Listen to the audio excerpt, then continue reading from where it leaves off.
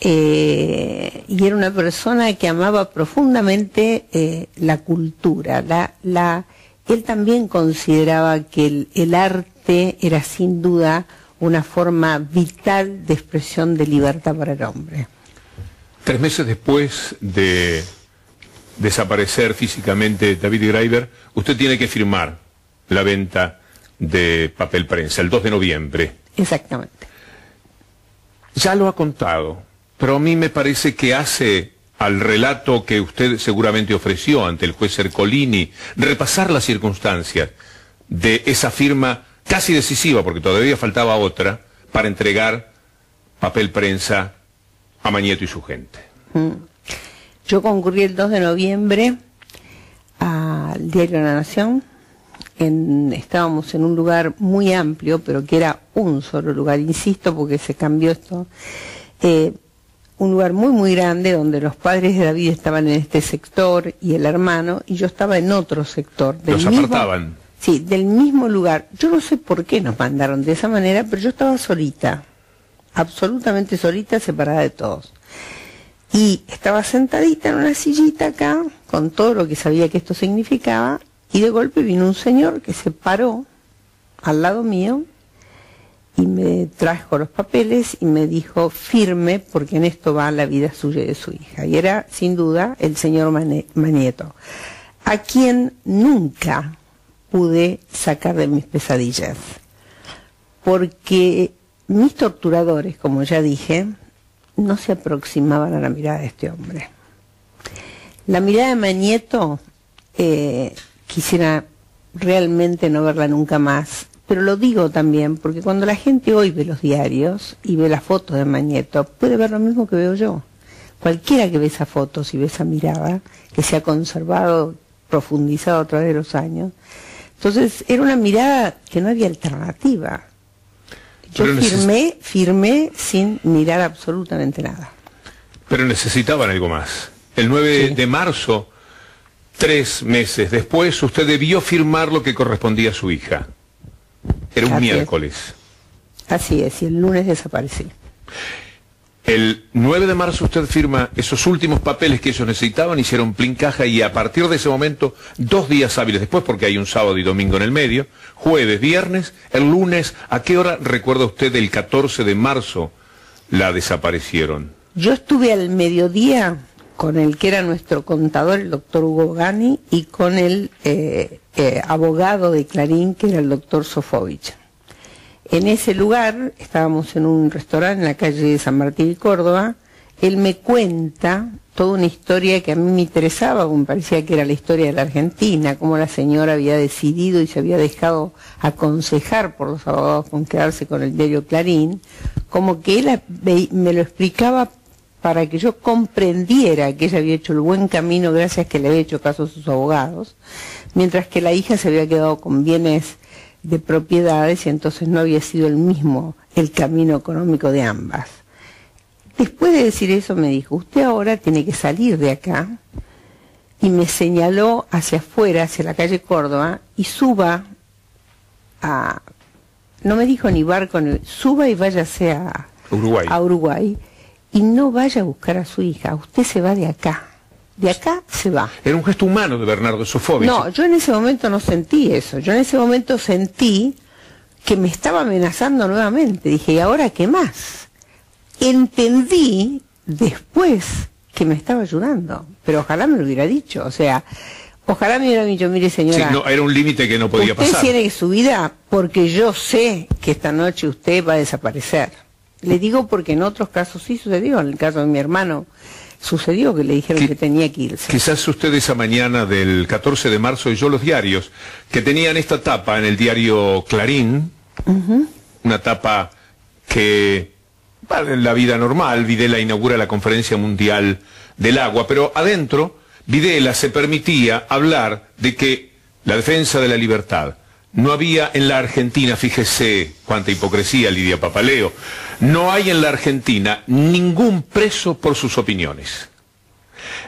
Hablaban ese 9 de marzo de esta manera, y el 14 de marzo es el día en el que la secuestran. Un mes después, Mire lo que eran los diarios. Usted estuvo un mes desaparecida.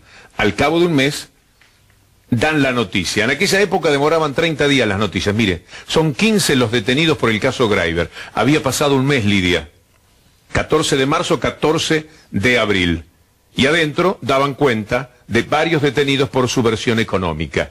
Mire el grado de complicidad que tenían. Podían demorar una noticia durante 30 días hasta que finalmente los militares dijeran, bueno, ahora vamos a decir que la tenemos nosotros.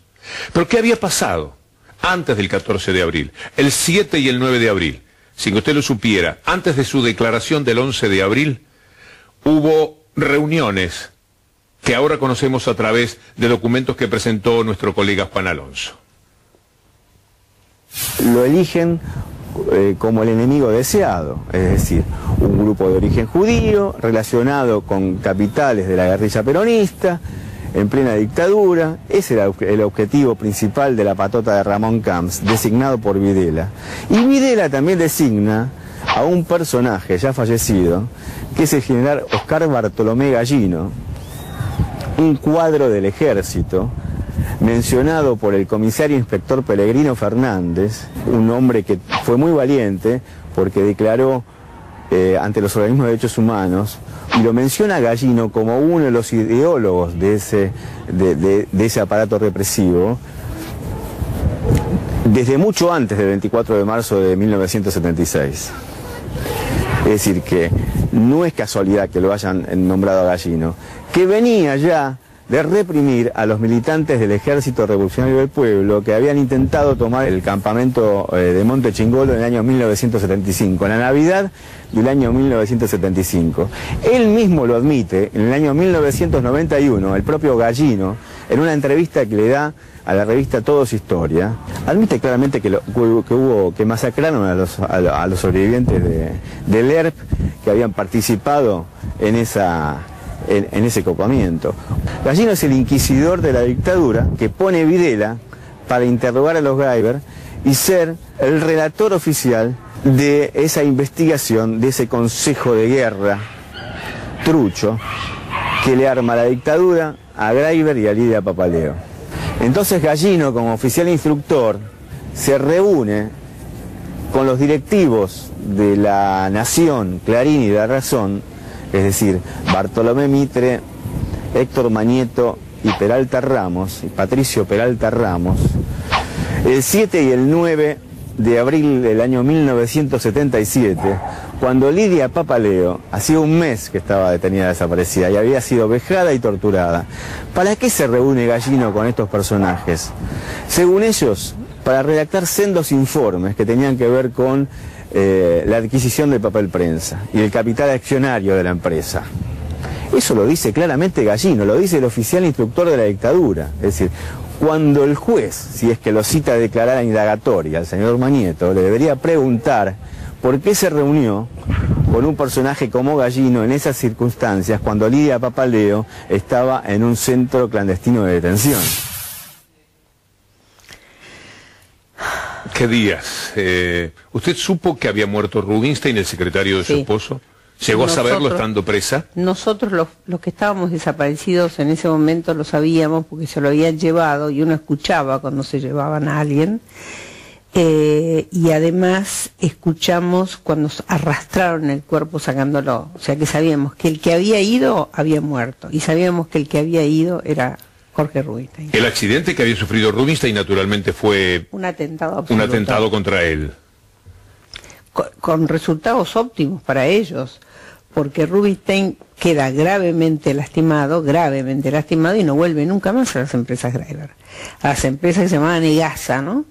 Y era el segundo de David, que no solo era elegido por David como segundo, era un hombre muy capaz, con toda una carrera en el mundo empresarial muy importante y que tenía características totalmente distintas a las de David. Era un hombre muy estricto, que tenía, él se quejaba de que David lo puenteaba, lo cual era cierto, porque David entraba y cualquiera que se le acercaba a hablar, él hablaba con todos, escuchaba a todos.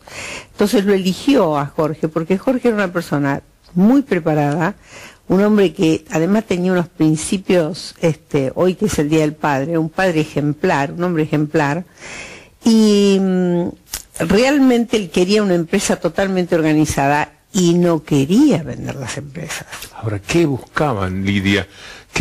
¿Cuánta crueldad? Lo dejan muy herido en el atentado. Sabían que sufría del corazón y se les muere en la tortura. Porque no querían que hablara.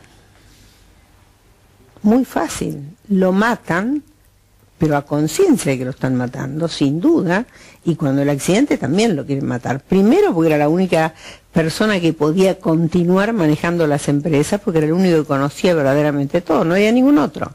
Y segundo, porque este hombre sí quería continuar, no quería vender, quería negociar, seguir negociando y no vender. Era un hombre que pretendía que esto se continúe. Algunos pensarán que eran por interés propio, no lo sé, yo creo que él tenía razón en algunas cosas, pero que también con un criterio de realidad era absolutamente imposible. Cuéntenos un poco de la charla con el doctor Ercolini, que me parece puede ser una histórica figura para esta justicia que merece tantos reparos en este tiempo. Yo creo que el doctor Ercolini, estoy convencida, tiene absoluta conciencia del rol histórico que le toca desempeñar. Yo confío absolutamente en que esta vez sí, alguien que sabe claramente que está ante una verdad, con hechos, no con palabras, que no tiene, que tiene que tomar en su vida, es un hombre joven, con chicos, en este país que tenemos hoy, en esta democracia que vivimos, yo creo que él tiene todas las posibilidades y creo que las va a tomar seriamente. Me pareció una persona muy seria y que tiene conciencia de su rol histórico, ni lo dudo. Antes de ir a declarar ante el doctor Ercolini, un cierto temor de que se recorriera el camino del valor de las acciones y que eso fuera todo. ¿No fue así? No. El interés de los abogados que representan a la gente de Papel Prensa, que tienen apoderado Papel Prensa hoy, son profesionales obviamente de primer nivel, son abogados muy importantes que además son muy exitosos económicamente. Mis abogados son excelentes, pero no cobran estos honorarios, ¿no? Son gente toda muy preparada. La gente los abogados de la gente que está apoderada de Papel Prensa, el único interés que tuvieron en esta entrevista es demostrar, volver con el bailecito de los montoneros, etcétera, etcétera, del precio, de si yo participaba o no participaba. Entonces yo quiero que quede claro, yo iba todos los días a la oficina, pero era una persona que no estaba preparada, porque yo soy psicóloga, y nunca los números fueron mi fuerte ni nada por el estilo. Entonces yo iba todos los días a la oficina, absolutamente todos los días, y participaba de las reuniones. Pero dejaba que hablaran los que sabían, pero estaba. ¿Por qué? Porque me importaba cómo defender a mi hija, porque me importaba saber cómo íbamos a poder salir de esta situación, y el interés, volviendo a la reunión con Ercolini, de esta gente, es ver qué chicana encontramos para no hablar de Papel Prensa. Es decir, de hablar, bueno, y las otras empresas, y cómo era su situación económica en ese momento. Le dijo, la misma que tenía siempre. Es decir, al final, ya después de 6 horas y media de declaraciones, uno de los abogados, una persona que me han dicho que es un abogado muy preparado, me hizo una pregunta lamentable, es decir, y yo que no soy una persona que hago una carrera política, ni me interesa el futuro en sentido de proyecto de recuperar el dinero, sino que me importa esto, y lo repito todo el tiempo, y estoy en esta historia, para recuperar nada. Yo estoy escribiendo un libro, sobre mi marido, y lo estoy haciendo yo, ¿no? Estoy escribiendo yo para que se sepa la vida de Graeber, cuál fue y cómo fue, porque me di cuenta que después de todo esto hay que traer todo, ¿no? Hay que poner todo. Y entonces me preguntó una cosa que era como meternos en la revista del pasado, en Radiolandia, o sea, un chimento, una cosa que no tenía nada que ver con nada. Entonces yo, que sigo siendo la misma Lidia Papaleo de hace 30, 40 años atrás, le dije que lamentaba mucho que hiciera esa pregunta.